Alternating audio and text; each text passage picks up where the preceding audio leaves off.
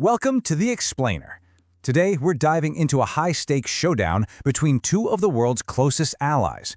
But this isn't a battle fought with armies, it's fought with auto parts, factory jobs, and clashing economic policies. So the story kicks off with what seemed like a huge win, the kind of news that makes headlines and, frankly, wins elections: American jobs coming home. When the automaker Stellantis announced it was moving its Jeep Compass production from Canada to Belvedere, Illinois, well, it was hailed as this major victory, proof that American manufacturing was roaring back to life. But, behind all the cheering and the photo ops, a very different story was starting to take shape. This one corporate decision actually set off a chain reaction, and it revealed this deep, growing divide between two nations and two totally different visions for the future of industry. So you have to wonder, right? How did a story that started with so much promise end up in a cross-border dispute? Well, today we're going to explore the two competing strategies that set the US and Canada on a collision course. We'll look at the real human cost of this economic fight, and we'll ask a crucial question. In the race to build the cars of the future, who's really in the driver's seat? The Stellantis move pretty much became a real-world test for two competing economic philosophies. One tried to force industry to come home, and the other, well, it tried to make industry want to stay. So the U.S. strategy was built on a really simple, powerful idea: a big wall of protectionism. The plan was to slap heavy tariffs on things like foreign steel and aluminum. The thinking was, if you make it more expensive to import, you create this powerful incentive for companies to build and buy American. Simple enough, right? Well, in the super complex, globalized world of modern manufacturing, that wall had a hidden and pretty costly side effect. It's something economists call tariff stacking.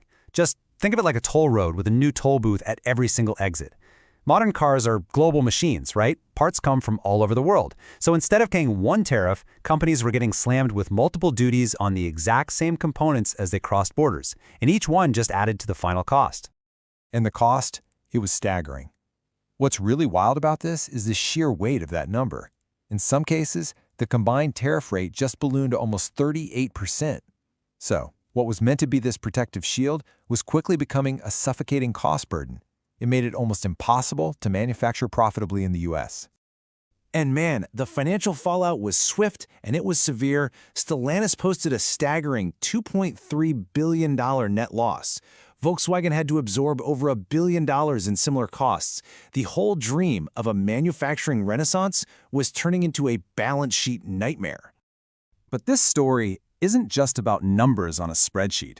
Of course not. It's about people and families and whole communities. And in towns like Belvedere, Illinois, the real cost of this economic experiment was about to become painfully clear. For decades, Belvedere was a town that ran on the auto industry. I mean, it was a place where the hum of the assembly line was basically the soundtrack of daily life. The return of Stellantis, that was supposed to be a new beginning, a chance to reclaim that proud industrial past. And this is where you can really see how the reality just fell so far short of the promise. Back in 2019, that plant employed over 5,000 workers. But the celebrated reopening, it brought back only a fraction of those jobs. The comeback, it turned out, was kind of a hollow victory. And the pain, it didn't just stop at the factory gates. In nearby Rockford, unemployment soared to 7.9%, the highest rate among the state's major cities. From the local diner to the corner store, the entire community started to feel that chill of economic uncertainty. All across the Midwest, this sense of unease started to set in. The dream of bringing jobs home was still alive, for sure, but now it was tinged with this hard-won understanding of the complex and often painful realities of global trade. So while the U.S. was grappling with all the unintended consequences of its tariff strategy, a very different story was unfolding just across the border. In Canada, a quieter but no less determined revolution was underway. Okay, so the crucial point is this. The Canadian approach was simple, but it was radical. Public money would no longer be a gift. It was a contract. Any company that received government support was now legally bound to maintain or replace those jobs. And if they didn't, well, there were going to be real consequences. But Canada's plan wasn't just about punishment. No, it was about preparation.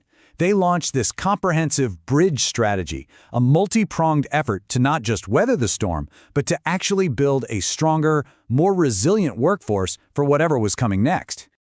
And that future, at least in the eyes of Canadian policymakers, had a name: electric. See, Canada wasn't just trying to save the jobs of the past, it was determined to own the jobs of the future. And they were willing to bet big. I mean, Canada put a staggering $15 billion on the table for a single project, the Nexstar energy battery plant. It was a bold, audacious move, a direct challenge to the U.S. for dominance in the electric vehicle revolution. And Nexstar, that was just the beginning.